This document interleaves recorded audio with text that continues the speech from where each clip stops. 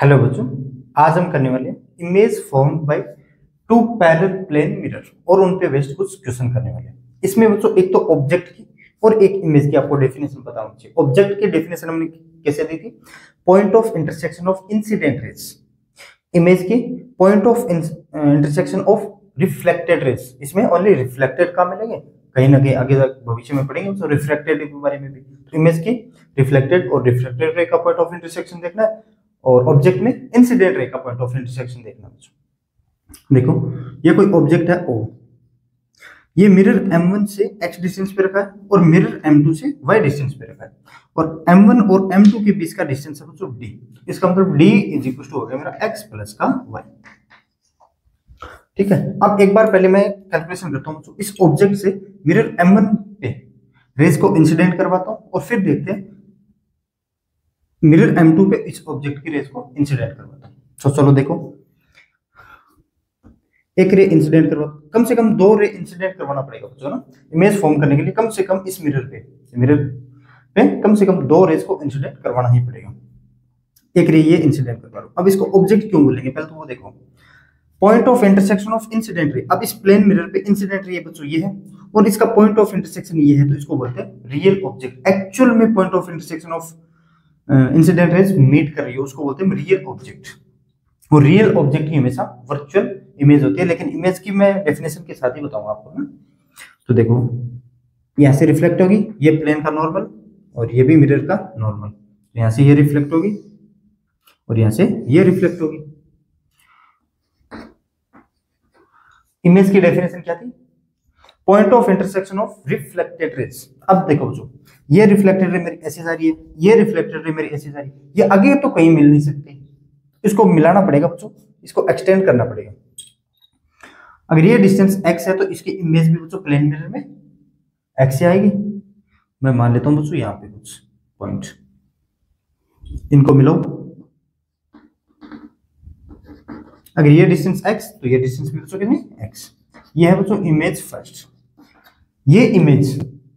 अब देखो आगे, पहले बताऊं इस M1 के लिए यह इमेज, लेकिन M2 के लिए देखो बच्चों point of intersection of incident raise. अब ये M2 पे इंसिडेंट रे है बच्चों। अब point of intersection of incident ray is called object. और ऑब्जेक्ट बच्चों इस M1 की तो ये इस ऑब्जेक्ट की मिरर है, लेकिन ये मिरर है इस M2 के लिए ऑब्जेक्ट का काम कर रही है। डेफिनेशन से देखो ना यार, point of intersection of incident ray, point of intersection of incident ray M2 पे यहां से निकलती हुई रेज आ रही है, यहाँ पे तो कोई मिल नहीं सकती है, तो मिलेंगे कहाँ यहाँ। तो ये इसके लिए क्या काम करेगा बच्चों? ऑब्जेक्ट का। ठीक है सर, अब देखो इसका ये होगा परपेंडिकुलर और इसमें ये परपेंडिकुलर होगा। ये लो बच्चों, ये रिफ्लेक्टेड रे और ये भी रिफ्लेक्टेड रे। अब ये रिफ्लेक्टेड रे बच्चों इमेज बनानी है हमें, तो इस M2 से ये ऑब्जेक्ट दूर की तरफ बच्चों, ये तो D प्लस एक्स है, तो इसकी इमेज भी M2 पे D प्लस एक्स ही बनेगी। ये है मेरी रिफ्लेक्टेड रे, आगे जाकर तो कोई मिल नहीं सकती, इसको मिलाना पीछे ही पड़ेगा। Point of intersection of reflected raise, क्योंकि मैं बार बार ये वर्ड इसलिए यूज करूं, एक एक चीज आपके मन में याद में रहे बच्चों, ठीक है ना, ध्यान में रहे। Point of intersection of incident raise, इस अब M1 पे ये इंसिडेंट रे है, लेकिन इसको पहले मिलाओ, कहीं यहाँ पे इमेज बनेगी बच्चों। मैं एक लाइन और खींच लेता हूँ, उस इमेज मेरी ऐसे इस लाइन पे ही आएगी यार, है ना, इस लाइन पे ही आएगी। इस लाइन को आगे मिलाओ, ये लो बच्चों, और इस लाइन को भी आगे मिलाओ इस पे। ये है इमेज I2, इमेज I2। अब ये बच्चों यहां से डिस्टेंस कितनी है? ये ऑब्जेक्ट का काम कर रहा था किसके लिए? M2 के लिए। यहां से यहाँ की डिस्टेंस कितनी? D, तो ये प्लस x, ये तो इमेज इस मिरर से कितनी होगी? D प्लस एक्स, तो ये होगी मेरी बच्चों D प्लस एक्स। अब देखो ये रेज बच्चों M1 पे इंसिडेंट हो रही है, point of intersection of incident ray is called object. तो ये M1 के लिए ऑब्जेक्ट का काम कर रहा है, लेकिन M2 की बच्चों ये क्या है? मिरर, लेकिन M1 के लिए ऑब्जेक्ट का काम कर रहा है। ठीक है सर, यहाँ पे देखो, और एक यहाँ पे मिलाओ। इसकी रिफ्लेक्टेड रे कुछ ऐसे जाएगी बच्चों, और इसकी रिफ्लेक्टेड रे कुछ ऐसे जाएगी। अब ये ठीक है यार, इतना बोर्ड है ना। इसको आगे मिलाओ बच्चों कहीं, रिफ्लेक्टेड रे। अब देखो point of intersection of reflected raise. अब ये बच्चों एक तो रे ऐसे जा रही है, एक रे ऐसे जा रही है, आगे जाकर तो ये कहीं मिल नहीं सकती, तो वापस मिलाना पड़ेगा इसको। देखो बच्चों यहाँ पे मिलाना पड़ेगा इसको, और एक बच्चों ये यहाँ पे मिलाना पड़ेगा। इस M1 से जितना ऑब्जेक्ट दूर होगा उतनी इस M1 से इमेज बनेगी। हाँ हो सकता है ये एक जितना नहीं हो डायग्राम में, लेकिन होगा ऐसे ही है ना। M1 के लिए ये I2 ऑब्जेक्ट का काम कर रहा है, तो M1 से जितना ऑब्जेक्ट दूर है उतने ही M1 से इमेज बनेगी। कितना बच्चों ये D, और ये कितना D प्लस एक्स, तो कितना 2D प्लस एक्स, तो ये इमेज बनेगी मेरी यहाँ से 2D plus x I2, sorry I3, क्या I3 2D प्लस में x। अब और आगे देखो बच्चों, फर्दर आगे और होगा इसका सिस्टम। तो ये I3 इंसिडेंट रे बच्चों, देखो इंसिडेंट रे। अब ये M2 पे इंसिडेंट कर रही है और मीट कहां पे कर रही है, I3 पे। मतलब ये M2 के लिए ऑब्जेक्ट का काम करेगा, लेकिन M1 के लिए तो इमेज थी, थर्ड इमेज, लेकिन M2 के लिए ऑब्जेक्ट का काम करेगा। इसकी ये होगी रिफ्लेक्टेड रे, और इसकी ये होगी बच्चों रिफ्लेक्टेड रे, कुछ ऐसे। तो ये आगे इसको मतलब और मिलाओगे तो ये यहाँ पे मिलेगी, ठीक है बच्चों, ये यहाँ पे मिलेगी। ये M2 के लिए ऑब्जेक्ट का काम कर रहा है I3, तो डिस्टेंस कितनी 2D प्लस एक्स प्लस का D 3D plus x. M2 से ये इस ऑब्जेक्ट की डिस्टेंस है 3D प्लस एक्स, तो इस M2 से मिरर भी 3D इमेज भी, मिरर इमेज भी 3D प्लस एक्स पे बनेगी बच्चों। तो यहाँ से कितना बच्चों ये 3D plus x, 3D plus x, और आगे चलता जाएगा मतलब D का डिस्टेंस है इसमें, हर एक मिरर में बनने में D, फर्स्ट D पे, सेकंड D प्लस एक्स पे, थर्ड 2D प्लस एक्स पे, फोर्थ 3D प्लस एक्स पे, फिफ्थ 4D प्लस एक्स पे, सिक्स्थ 5D प्लस एक्स पे, ठीक है। अब एक रे बच्चों इस पे भी इंसिडेंट करो, इसमें भी बच्चों ये सेम फंडा रहेगा, बताने की जरूरत नहीं है, डायग्राम खराब होगा, लेकिन मैं एक दो बता देता हूँ ना। अगर मैं यहाँ से रे को इंसिडेंट करवाता हूँ, ये देखो, और एक रे में यहाँ से इंसिडेंट करवाता हूँ, point of intersection of incident raise is called object. तो ये इसके लिए ऑब्जेक्ट का काम करेगा, वाई डिस्टेंस पे ऑब्जेक्ट है तो मिरर भी वाई डिस्टेंस पे बनेगी, क्यों, ये है इसकी रिफ्लेक्टिंग। और ये थी क्या, ये इसकी बच्चों रिफ्लेक्टेड रे। फर्दर मिलाओ इसको, और इसको बाकी मिलाओ, ये डिस्टेंस कितनी बच्चों वाई डिस्टेंस। अब देखो ये दो रे है ना मेरी, ये दो रे वाई से, हाँ ठीक है। इस मिरर M2 के लिए तो इमेज का काम कर रही है, लेकिन M1 के लिए देखो रे ऑफ इंसिडेंट रे इस M1 पे है बच्चों। Intersection point of incident ray is called object. तो ये जो मिरर के लिए, मिरर M2 के लिए इमेज का काम कर रहे थे, अब वही बच्चों ये मिरर M1 के लिए ऑब्जेक्ट का काम कर रही है। और डिस्टेंस कितना होगा इसका ऑब्जेक्ट D प्लस का वाई, तो इमेज कहां से बनेगी बच्चों D प्लस में वाई। अब समझ गए, फिर से वापिस से ये फंडा होगा आगे। अब मैं आपको थोड़ा सा एक रिजल्ट के फॉर्म में याद दिलवा देता हूँ ना, याद करवा देता हूँ, और उसके बाद में प्रॉब्लम्स पे करेंगे बच्चों, ठीक है। अब रिजल्ट देखो बच्चों, ये है मेरा M1 और ये है बच्चों M2। इमेज की बात करिए ना, इमेज देखो, image formed by two parallel plane mirror. M1 के लिए इमेज कहाँ होगी, M2 के लिए इमेज कहाँ होगी, ऐसे देख रहा हूँ ना, M2 के कारण कहाँ होगी। अगर फर्स्ट इमेज है बच्चों X पे, ऑब्जेक्ट से X डिस्टेंस लिया था, तो वही बच्चों अब M2 पे किसी में दिखाई दे रही थी मैं X प्लस डी से, X प्लस डी से, क्योंकि इसकी इमेज अब इसके लिए ऑब्जेक्ट का काम करेगी। जो I1 हमने किया था, M1 की इमेज इसके लिए ऑब्जेक्ट का काम करेगी, और डिस्टेंस कितनी थी हमारी X प्लस डी, डी तो वो और ऑब्जेक्ट है वो X डिस्टेंस से M1 से दूर था, तो X, ये D प्लस X। फिर इसकी इमेज इस M1 के लिए ऑब्जेक्ट का काम करेगी, इसकी इमेज काम नहीं बच्चों 2D plus x, 2D plus x, ऐसे D प्लस एक्स लिखा है, थोड़ा अच्छा लिखिएगा D प्लस एक्स। फिर बच्चों ये 3D plus x, 3D plus x, और फिर ये 4D प्लस एक्स, और फिर 5d+x, ऐसे चलता रहेगा।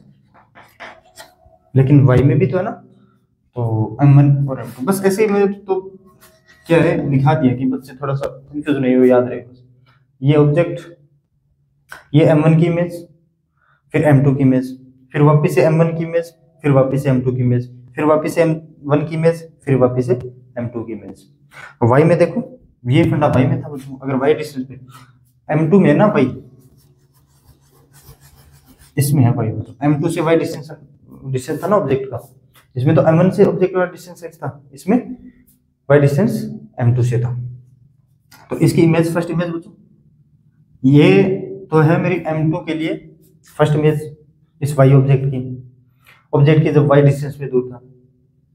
यही इमेज अब इसके लिए ऑब्जेक्ट का काम करेगी, तो इसके लिए इमेज कितनी होगी, d+y। सो d+y, फिर 2d+y, फिर 3d+y, ऐसे ऐसे चलता रहेगा। 3d+y, फिर 4d+y, ऐसे इन्फिनिटी तक चलता रहेगा, अगर दोनों प्लेन मिरर हमारे इनफिनिट हो तो। अगर अब देखो क्वेश्चन करते हैं, जब हमारे प्लेन मिरर फाइनाइट डिस्टेंस की हो और उसके बीच में फिक्स डिस्टेंस दे दे, किसी एंगल पे कोई रे इंसिडेंट करवा दे, है ना, और नंबर ऑफ इमेजेस पूछ ले कितनी होगी, तो इनफिनिट इमेजेस होगी तो जब हमारे दोनों मिरर पैरेलल में और इनफिनिट डिस्टेंस इनफिनिटली पैरेलल हो, ठीक है ना। सो करते हैं नेक्स्ट। जो आपकी स्क्रीन पे क्वेश्चन चल रहा है तो खुद सोल्व करने की पहले कोशिश करो यार, ठीक है ना। देखो ये मेरा मिरर m1 और ये मेरा मिरर m2।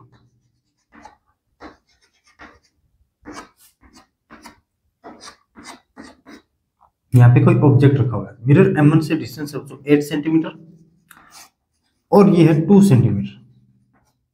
क्वेश्चन में मैं बोला है, देखो an object is placed in between two parallel mirrors as shown in the figure. The separation between third image behind the mirror m1 and second image behind the mirror m2. यहाँ से third image और यहाँ से second image, इन दोनों के बीच में distance हमें find करनी है। देखो कैसे करते हैं। ये है बच्चों कोई ऑब्जेक्ट और मैं एक लाइन ड्रॉ कर लेता हूं क्योंकि इमेज हमारी इसी लाइन पे लाई करेगी। मिरर m1 से ऑब्जेक्ट की डिस्टेंस है 8 centimetre.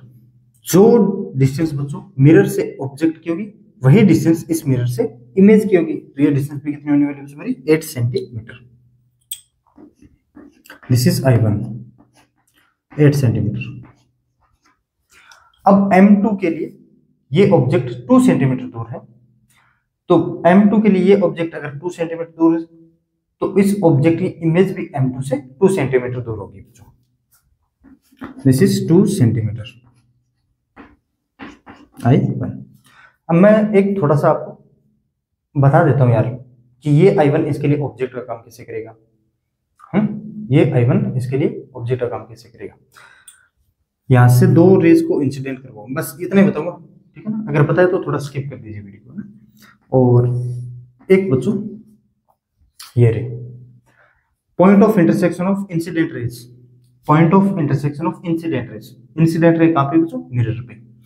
Point of intersection of incident raise called object. अगर रियल में इंसिडेंट कर रही है तो उसको बोलेंगे रियल ऑब्जेक्ट, और रियल ऑब्जेक्ट की हमेशा वर्चुअल इमेज होती है। वर्चुअल इमेज कैसे, चलो देखते हैं। ये बच्चों इसका मिरर का परपेंडिकुलर, तो मैं पहले बना लेता हूँ यार, है ना, थोड़ा डायग्राम अच्छा बने। ये है रिफ्लेक्टेड लाइन और ये है बच्चों रिफ्लेक्टेड लाइन। मिरर को आगे बढ़ाओ। अब ये I1 इसके लिए ऑब्जेक्ट का काम कैसे करेगा। ऑब्जेक्ट की डेफिनेशन क्या है, point of intersection of incident raise.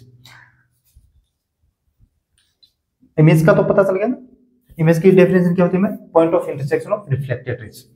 अब ये रिफ्लेक्टेड रेज है बच्चों और ये भी रिफ्लेक्टेड रेज है। इसका पॉइंट ऑफ इंटरसेक्शन कहीं आगे है क्या, नहीं है ना, क्योंकि ये तो डाइवर्ज हो रही है, आगे तो कहीं मिलेगी नहीं, तो मिलाना पड़ेगा बच्चों पीछे। तो इस ऑब्जेक्ट का इमेज ये है। अब ये I1 इस मिरर m1 के लिए ऑब्जेक्ट का काम कैसे करेगा वो देख लेते हैं। Point of intersection of incident raise is called object. Point of intersection of incident raise, अब इस m1 पे इस ऑब्जेक्ट की रेज इंसिडेंट हो रही है, तो ये M2 के लिए तो हो सकती है इमेज, लेकिन M1 के लिए अब ये क्या कर रही है बच्चों, ऑब्जेक्ट का काम कर रही है यार, है ना। तो मिरर से ऑब्जेक्ट जितने डिस्टेंस, तो मिरर से उस ऑब्जेक्ट की इमेज भी उतनी ही डिस्टेंस पे है। तो ये 10 + 2 12 सेंटीमीटर, मैं लिख दे रहा हूँ, और तो क्या है यार, 12 सेंटीमीटर। तो इस ऑब्जेक्ट की मिरर M1 से डिस्टेंस अगर 12 सेंटीमीटर है, तो इस ऑब्जेक्ट की इमेज मिरर से 12 सेंटीमीटर होगी। This is 12 centimetre, 12 centimetre, this is I2। लेकिन अब ये रह गया, M1 के लिए ये मिरर का काम कर रहा है, सॉरी इमेज का काम कर रही है, ये तो ऑब्जेक्ट है और ये इमेज है। इस M1 इस ऑब्जेक्ट की इमेज M1 के कारण ये है, लेकिन ये I1 इसके लिए किसका काम कर रही है बच्चों, ऑब्जेक्ट का काम कर रही है। ऑब्जेक्ट का डिस्टेंस कितना होगा यहाँ से यहाँ, 10 + 8 कितना होगा, 18 सेंटीमीटर, क्या 18 सेंटीमीटर, 18 सेंटीमीटर। जितनी डिस्टेंस बच्चों मिरर से ऑब्जेक्ट की, उतनी ही डिस्टेंस मिरर से इमेज की। तो ये भी I2 कितना होने वाला बच्चों मेरा, ये 18 सेंटीमीटर है, तो ये भी 18 सेंटीमीटर, 18 सेंटीमीटर। अब वापस इसी पे आओ, सेकंड इमेज तो यहाँ पे आ गई, अब थर्ड इमेज बनाना है। तो थर्ड इमेज बनाएंगे तो इसको ऑब्जेक्ट मानेंगे। हो सकता है M1 के लिए, सॉरी M2 के लिए इमेज है, लेकिन M1 के लिए क्या है बच्चों, ये ऑब्जेक्ट है। तो ऑब्जेक्ट की डिस्टेंस यहाँ से कितनी है, 18 + 10 28, क्या M1 से इसकी डिस्टेंस है 28 सेंटीमीटर। ऑब्जेक्ट की जितनी डिस्टेंस इस मिरर से होगी, उतनी डिस्टेंस इमेज की इस मिरर से होगी बच्चों। तो यहाँ से कितना, 28 सेंटीमीटर, दिस इज 28 सेंटीमीटर। कहाँ से कहाँ है, M1 से ना, दिस इज M1, 28 क्या 28 सेंटीमीटर। फिर यार कुछ गलती की है क्या हमने,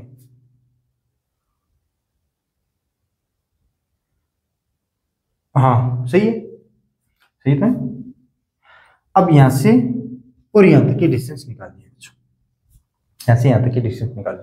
अब एक तो डायरेक्ट सोच सकते हो, 28 + 28 दिस इज 56। और कैसे कैसे सोच सकते हो इसको, 28 ये होगी 28, और यहां से यहाँ 10 38 प्लस का 18 56, कैसे भी सोच सकते हो इसको ना। यहाँ से यहाँ की डिस्टेंस कितनी होगी, only 56। So distance between third image and second image 56 centimetre, समझे। अब देखो मैं बता रहा हूँ याद रखने के लिए, कोई फॉर्मूला नहीं बता रहा हूँ ना, ऐसे बता रहा हूँ। हमने सबसे पहले बच्चों इमेज यहाँ पे ली, फिर इमेज यहाँ पे ली, लेकिन फिर हमने कैलकुलेशन यहाँ से नहीं की, कैलकुलेशन की इस 2 सेंटीमीटर से, कि इस M1 के लिए ऑब्जेक्ट का काम कर रहा है।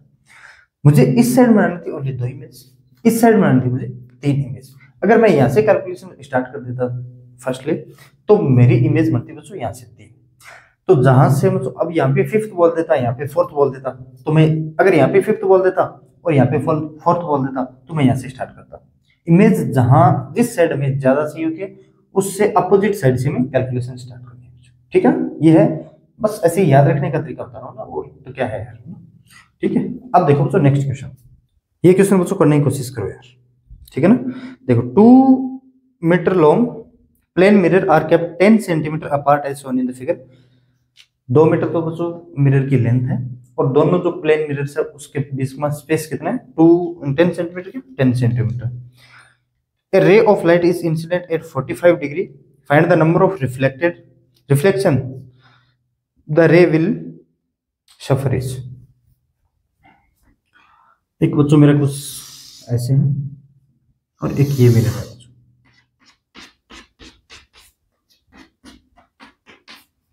यहां से कितने एंगल पे आ रही है बच्चों, 45 है या 30 है, 45 डिग्री के एंगल पे इंसिडेंट हो रही है बच्चों।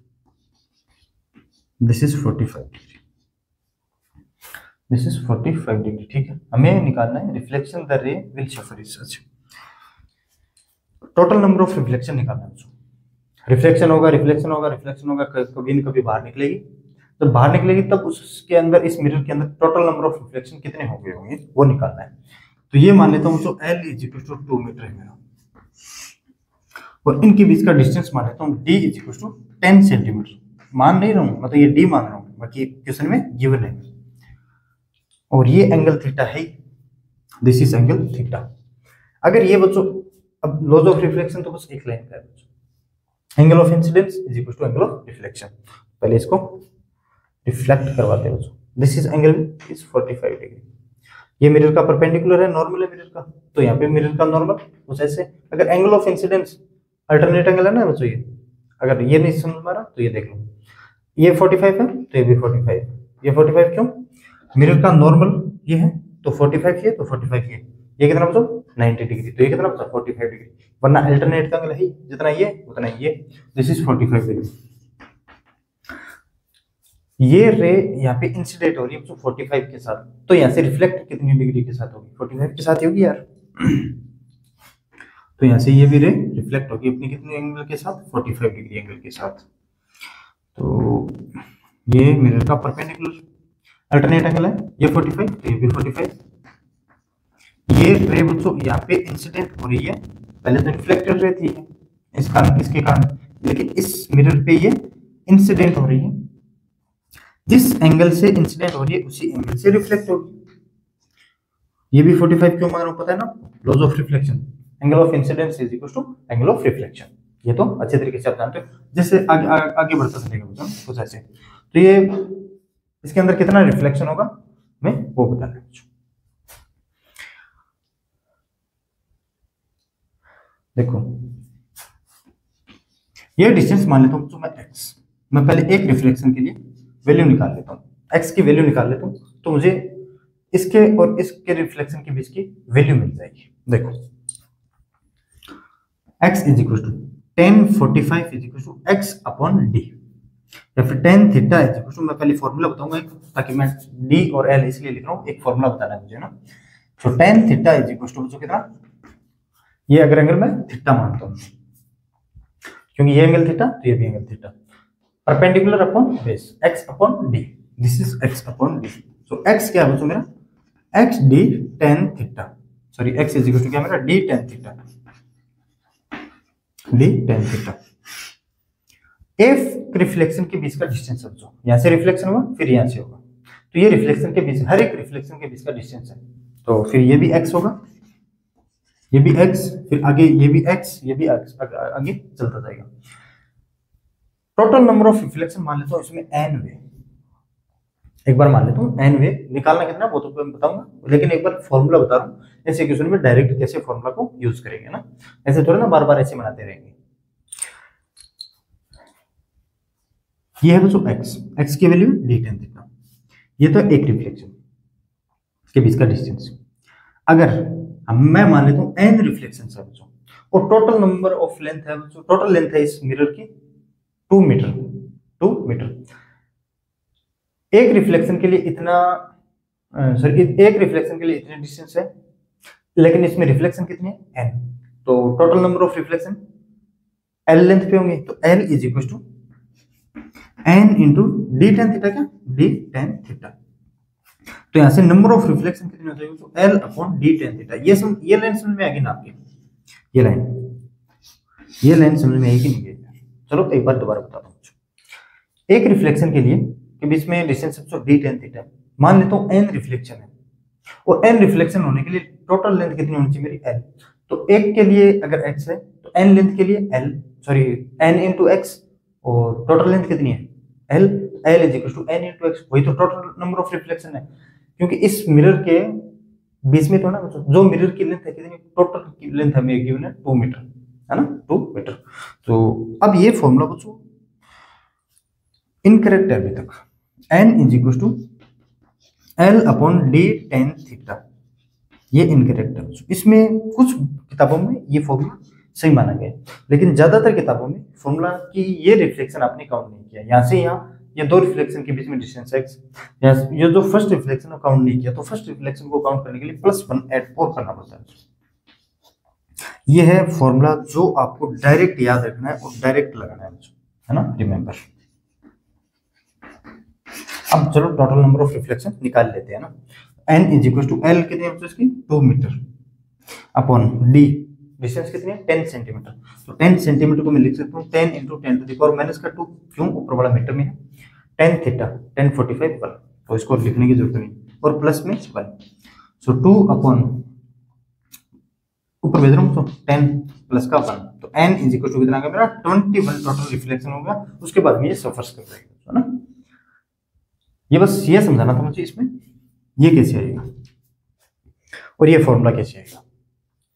एक बार थोड़ा सा रिपीट कर देता हूँ मैं दोबारा, अगर समझ में आएगा तो स्किप करो यार, क्यों फालतू का टाइम बर्बाद करो। नहीं समझना है तो मैं एक बार रिपीट कर देता हूँ। एक रिफ्लेक्शन के बीच में डिस्टेंस है तो x, टोटल लेंथ कितनी है l, l लेंथ पे रिफ्लेक्शन होना है। एक रिफ्लेक्शन पे अगर डिस्टेंस है x, मैं मान लेता हूँ इसमें l लेंथ पे n रिफ्लेक्शन हो रहे हैं। एक रिफ्लेक्शन के लिए x, n रिफ्लेक्शन हो रहे तो total length n into x, और टोटल लेंथ हमें गिवन है l, l is equal to n into x, बात है ठीक है ना। और x की वैल्यू कितने मेरी d tan थीटा, तो n d tan थीटा। ये प्लस वन बच्चों कुछ किताबों में, लेकिन अपने करना क्या है, इस फॉर्मूले को ही रिमेंबर रखना और इस फॉर्मूले से आंसर लेके आना बच्चों, ठीक है ना। ये इतनी चीज आपको याद रखनी है। कुछ किताबों में ये 1 को मिस किया गया, लेकिन अच्छी किताबों में +1 है बच्चों, ठीक है। सो अब करते हैं नेक्स्ट क्वेश्चन। अब बच्चों ये जो क्वेश्चन आपकी स्क्रीन पे चल रहा है सेम क्वेश्चन है, बस एल और डी की वैल्यू चेंजेस है, एल और डी की वैल्यू चेंजेस है बच्चों। तो मुझे इसमें टोटल नंबर ऑफ रिफ्लेक्शन बताना है बच्चों, जब ये इन दोनों मिरर से ये सफर सॉल्व कर जाएगी अपनी ये रे, ठीक है ना। तो total number of reflection forces given है अरेंजमेंट कितना होगा, आंसर बताऊंगे यार आंसर तो बताना नहीं चाहिए ना। अब देखो मैं नहीं बता रहा आंसर, कमेंट करके बता रहा कि आंसर कितना है। अब देखो मैं कुछ क्वेश्चन करवाना चाहूंगा बच्चों, फील्ड ऑफ व्यू पे अलग अलग मिरर लेंगे तो उसके लिए कितने नंबर ऑफ इमेजेस मिलेगी, है ना। मेरी इच्छा तो बच्चों पहले भी थी इन क्वेश्चनों को करवाने की, लेकिन क्या ना आजकल बच्चे लेंथ वाली वीडियो देखना पसंद नहीं करते। लेकिन मैं यार ये अब लेंथ बढ़े या नहीं बढ़े, देखे या नहीं देखे, मैं ये क्वेश्चन करवाना चाहूंगा यार। अच्छे क्वेश्चन है बच्चों, एडवांस के बहुत ही शानदार और प्यारे क्वेश्चन है, ठीक है ना। तो क्वेश्चन को पढ़ो। इस क्वेश्चन में क्या बोला गया कि find the patch length of the light on ground. अच्छा पैच लेंथ, और इसी को एक टाइप में और भी पूछ सकते हो कैसे। ये क्वेश्चन गिव, ये तो find patch length of the light on ground, ये तो आपको दिखाई दे रहा है। एक क्वेश्चन में बोल के बता रहा हूँ, find the length of the floor visible to observe. देखो इस फ्लोर की हमें लेंथ फाइंड करनी है कि floor visible to observe due to reflection from mirror. इस मिरर के कारण जो भी रिफ्लेक्शन होगा, अगर कोई ऑब्जर्व आएगा उसको ऑब्जेक्ट ये दिखाई देगा, मान लो ये ऑब्जेक्ट तो दिखाई देगा, क्यों इसकी विजिबल इसकी रिफ्लेक्शन लाइट में आएगा तभी दिखाई देगा। तो मुझे यहाँ से यहाँ तक कितना तक दूर तक दिखाई देगा, इस फ्लोर की लेंथ कितनी होने वाली है, या फिर उसी को बोलते हैं पैच लेंथ कितनी होने वाली है। मैं बच्चों पहले करवा चुका हूँ क्वेश्चनों को, बस इतना ही, पैच लेंथ नहीं करवाई। फील्ड ऑफ व्यू का कंसेप्ट में अच्छे तरीके से दे चुका हूँ और उसमें 1-2 क्वेश्चन करवाए भी है। फील्ड ऑफ व्यू में हम क्या लिख करते थे बच्चों, फील्ड ऑफ व्यू में क्या करते थे, ये जो मिरर है ना, मिरर इसके एक्सट्रीम पॉइंट पे रे इंसिडेंट करवाते थे और फिर देख लेते इसके रिफ्लेक्टेड रे का कितना फील्ड ऑफ व्यू है, वो कितना एरियाज है वो देख लेते हैं, जो इसको बोलते थे फील्ड ऑफ व्यू। देखो पहले कैसे, मैं एक रे बच्चों यहाँ पे इंसिडेंट करवाता हूँ, यहाँ पे इंसिडेंट करवाता हूँ। यहाँ पे इंसिडेंट करवाने का मतलब जो ये एंगल आपको पता चल गया, क्यों, इस मिरर का परपेंडिकुलर ये है, मिरर के परपेंडिकुलर के साथ जो भी रे इंसिडेंट करेगी उसी को बोलते हैं angle of incidence. Angle of incidence कितना होगा, ये बिफोर ये होगा तो मेरा 45 डिग्री, समझ गए ना। Angle of incidence is equal to angle of reflection. Angle of reflection ये है कुछ एंगल ऑफ रिफ्लेक्शन, ये भी 45 तो ये भी 45, ये 45 क्यों, अल्टरनेट एंगल है, अल्टरनेट एंगल है। अगर ऐसे नहीं दिखाई दे रहा, ये 45 है तो ये मिरर का परपेंडिकुलर तो ये भी 45 और ये 90 डिग्री यहाँ पे, तो ये भी कितना बचेगा 45। एक रे और डालते हैं यहाँ पे इस पॉइंट पे यार, थोड़ी सी बस अच्छे तरीके से हो जाए, है ना, अच्छे तरीके से हो जाए। तो कैसे कराएंगे अच्छे तरीके से, हाँ ठीक है। अच्छा अब मुझे ये एंगल ऑफ इंसिडेंस पता नहीं है, सॉरी ये एंगल ऑफ इंसिडेंस नहीं है, मिरर के परपेंडिकुलर का इंसिडेंट रे के साथ एंगल, ये है angle of incidence. Angle of incidence is equal to angle of reflection. Light को पहले रिफ्लेक्ट करवाते हैं बच्चों ना, तो ये होगा मेरा रिफ्लेक्शन। इतना दूर थोड़ी ना होगा यार, ये कहीं यहाँ पे होगा, मतलब ये और ये एंगल एक ही होगा बच्चों, इसको बोलते हैं पैच लेंथ। इतना एरिया बच्चों, अब जैसे कोई आ रहा है, मतलब मैं आ रहा हूँ, मैं यहाँ पे पहुंचा, तो मुझे इस मिरर में कुछ नहीं दिखाई देगा, इस ऑब्जेक्ट की इमेज नहीं दिखाई देगी। लेकिन जैसे ही बच्चों मैं इसकी फील्ड में आ गया, इस ऑब्जेक्ट जो ये रे इंसिडेंट करवा रही है और रिफ्लेक्टेड होने के बाद रिफ्लेक्टेड रे के फील्ड में आ गया, तो मुझे इस मिरर से ये ऑब्जेक्ट की इमेज दिखाई दे सकती है, ठीक है ना। इस फील्ड में कहां तक, यहां तक दिखाई दे सकती है। इस यहां तक अगर मैं इस मिरर में देखूं, इस ऑब्जेक्ट की इमेज मुझे दिखाई देती है, लेकिन इससे आगे जाने के बाद जैसे मैं इस मिरर में देखूं, तो मुझे इस ऑब्जेक्ट की इमेज दिखाई नहीं देती। तो इस ऑब्जेक्ट के कारण इस मिरर पे जो भी रे इंसिडेंट होगी और उसके बाद रिफ्लेक्टेड होगी, तो यहां से यहां कितना कोई ऑब्जर्व देख सकता है इस मिरर से इस ऑब्जेक्ट को, मुझे ये पूछा है। और इसमें एक बोल देते हैं इस ये पैच लेंथ कितनी होने वाली है। तो मैं कुछ पॉइंट्स मार्क कर लेता हूं, ये ओ, ये ए, ये बी, ये मान लेता हूँ सी, ये मान लेता हूँ डी, और ये मान लेता हूँ ई, और ये मान लेता हूँ एफ। तो मुझे कैलकुलेट करना है एफ ई, ठीक है बच्चों। तो एक तो मुझे ये एंगल निकालना है बच्चों, इसको मान लेता हूं मैं थीटा। अगर ये एंगल निकालने के लिए मुझे कम से कम ये चाहिए, ये ट्रायंगल। तो अगर ए एफ मान लिया ना, एफ जी, ये ट्रायंगल देखो, ये डिस्टेंस 4 मीटर है, तो ये मिरर की भी लेंथ कितनी है बच्चों, 4 मीटर है। मुझे तो एंगल ऑफ इंसिडेंस चाहिए बच्चों, ये 4 मीटर है, तो ये भी 4 मीटर है, यहाँ से ये भी कितने बच्चों, 4 मीटर है। तो टेन थीटा निकाल सकते हैं ना यहाँ से, टेन थीटा इक्वल टू होगा जो मेरा ट्रायंगल, कैसे लिखूं, ट्रायंगल ओ जी सी, टेन थीटा कितना होने वाला है। एंगल ऑफ इंसिडेंस निकालो, ये थीटा क्या मेरा एंगल ऑफ इंसिडेंस किसके लिए, इस एक्सट्रीम पॉइंट के लिए, कौन से मिरर के लिए ना, और ये होगा रिफ्लेक्शन, ये भी एंगल थीटा, टेन थीटा होगा बच्चों मेरा। ये परपेंडिकुलर अपॉन बेस, परपेंडिकुलर कितना 4 + 4 8, और बेस कितना बच्चों 4, दिस इज 2। ये अगर बच्चों theta is equal to tan inverse 2, लेकिन ऐसे लिखेंगे नहीं यार, हमें तो ओनली आंसर लिखा है ना। मैं बच्चों ये कैलकुलेट करके बता सकता हूं, अगर ये एंगल थीटा है बच्चों, तो ये भी एंगल थीटा, अल्टरनेट एंगल होगा यार, ये तो समझते हैं ना। अगर ये एंगल थीटा है, तो ये भी एंगल थीटा है। देखो ये लाइन इस लाइन के पैरेलल है, तो जिस लाइन के साथ ये एंगल होगा, इस लाइन के साथ ये तो एंगल होगा थीटा। तो यहां से मैं ये निकाल सकता हूं ई और D, tan theta is equal to perpendicular upon base. So tan triangle E D, oh sorry C D और ई, सी डी और E, tan theta is equal to perpendicular कितना बच्चों मेरा, 4 metre upon A D, 4 upon A D, और tan theta की value हम निकाल चुके हैं 2 है, ये वैल्यू है 2। तो A D is equal to कितना गया था मेरा 2, क्या A D is equal to आ गया मेरा 2 मीटर। यहां से यहां ये तो आ गया तो 2 मीटर, मतलब मिरर से मैं अगर 2 मीटर और इधर चलूंगा, तो मुझे ये ऑब्जेक्ट दिखाई नहीं देगा बच्चों, इस मिरर के रिफ्लेक्शन के कारण, क्योंकि इस ऑब्जेक्ट के रे इंसिडेंट होगी यहाँ पे, और जो रिफ्लेक्टेड एरिया होगा उसमें अगर मैं घुसूंगा तभी मुझे ये ऑब्जेक्ट नजर आएगा, ठीक है। A D is equal to 2 metre. अब मैं कुछ जुगाड़ लगाकर ये निकाल सकता हूँ क्या, ये लेंथ, टोटल लेंथ एफ और डी, ट्रायंगल सी डी और बी, ट्रायंगल सी डी और B, 1045 is equal to perpendicular upon total length, 1045 is equal to है एग्जीक्यूशन, कैलकुलेशन ज्यादा है क्या, बस सोचना था इसमें। तो 1045 इज इक्वल टू कितना होगा मेरा, ये 4 + 4 8 अपॉन एफ और D, so F D is equal to कितना होगा 8 मीटर।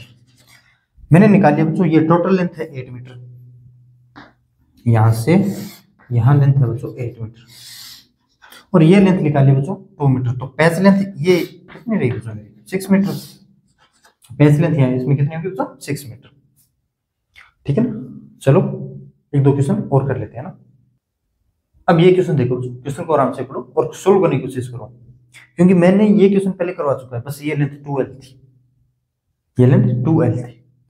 तो देखो क्वेश्चन को पढ़ो। A point source of light B, point source of light B, ये है बच्चों बी, पॉइंट सोर्स है, is placed at a distance L in front of centre of a mirror. अच्छा सेंटर पे है, और ये ध्यान रखना बच्चों सेंटर पे है ना, मतलब जितनी डिस्टेंस ऊपर उतनी डिस्टेंस ऊपर। ठीक है, centre of a mirror, width d, इसकी विड्थ कितनी है बच्चों, d।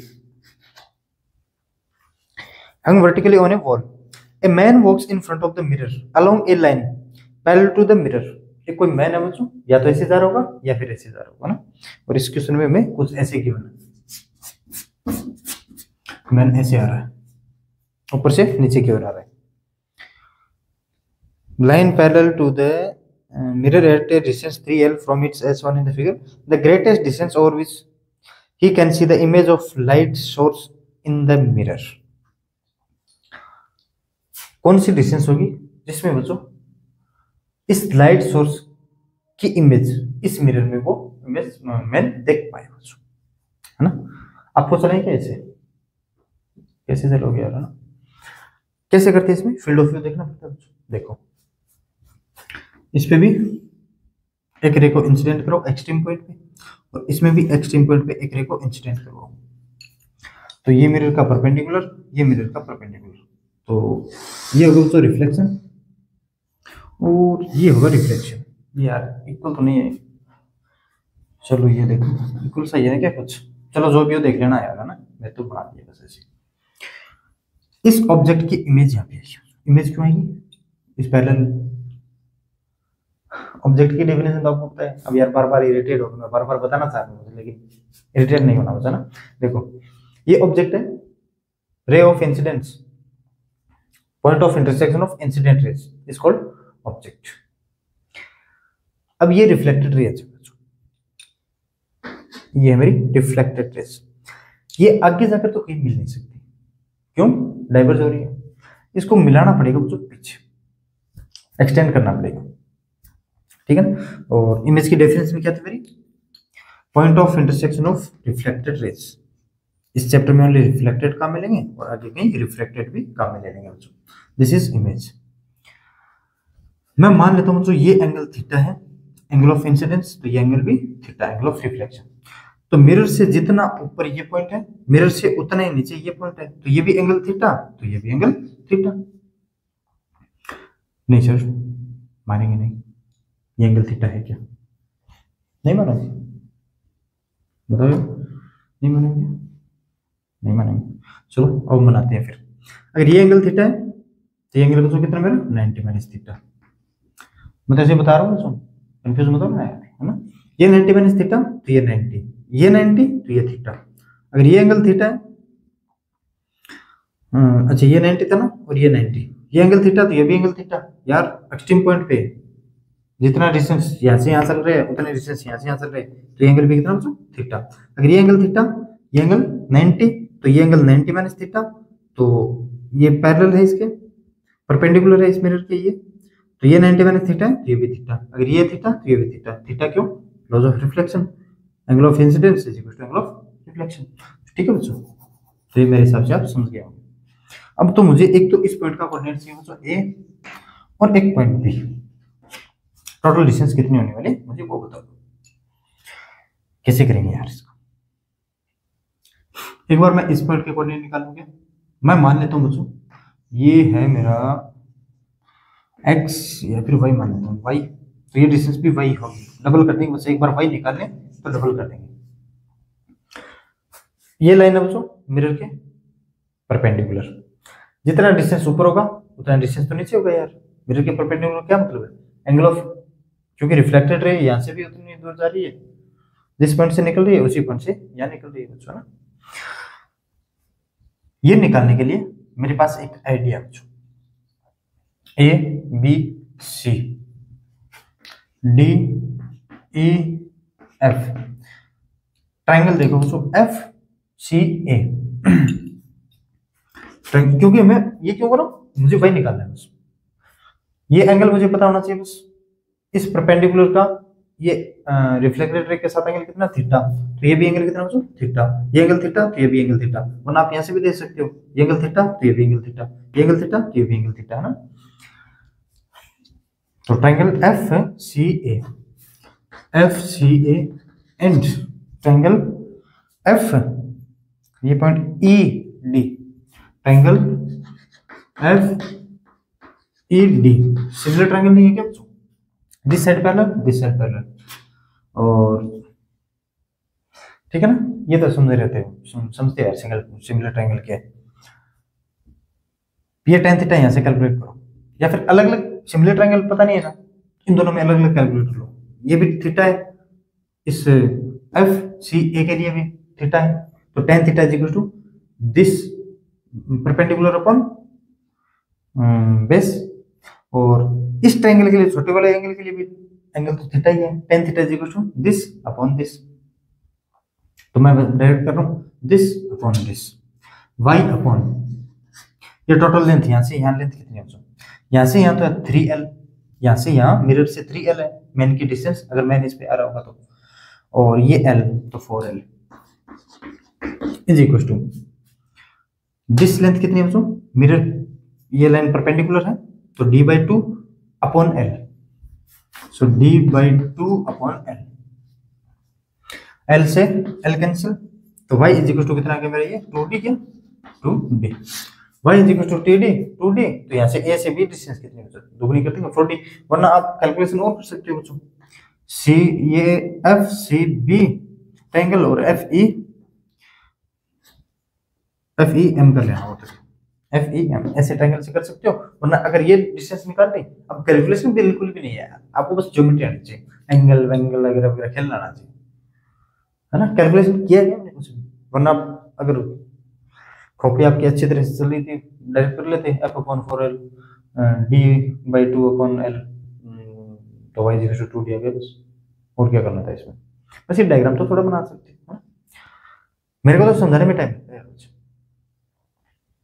चलो और क्वेश्चन करते हैं यार, ये क्वेश्चन देखो बच्चों कि find how many maximum number of images of given object can be seen by an observer from any particular position. अच्छा, एनी पर्टिकुलर पोजीशन से इस मिरर में वो क्या कितनी नंबर ऑफ इमेजेस देख सकता है बच्चों, एनी पर्टिकुलर पोजीशन, किसी एक पोजीशन को हम मान लेंगे, कोई एक ऑब्जर्वर होगा वो इस मिरर में देखेगा तो इसकी इमेज दिखेगी नहीं दिखेगी इस ऑब्जेक्ट की, वो देख लेते हैं ना, देखो कैसे, फील्ड ऑफ व्यू का वही कंसेप्ट है, एक रे बच्चों ये है ना, इस मिरर से कुछ नीचे दूर है और ये इस मिरर से कुछ दूर ऊपर है ना, और ये हो गया बच्चों एक रे ऐसे गुजार रहा हूं मैं, एंगल ऑफ रिफ्लेक्टेड, एक रे में कुछ ऐसे गुजार रहा हूं, तो ये हो गया इसका एंगल ऑफ रिफ्लेक्टेड, तो एक तो फील्ड ऑफ व्यू हो गई बच्चों मेरी ये एफ ओ वी फर्स्ट,